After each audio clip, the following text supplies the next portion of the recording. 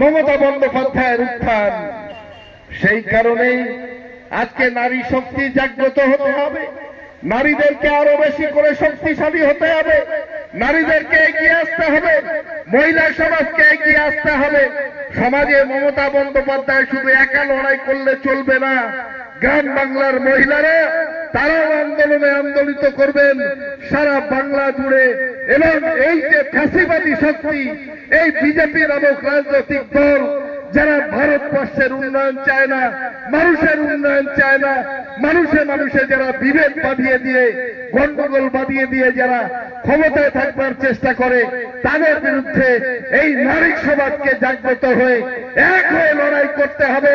মমতা বন্দ্যোপাধ্যায়, তুমি এগিয়ে চলো, আমরা এই নারী সমাজ তোমাদের পাশে আছি, তোমাদের সাথে আছি।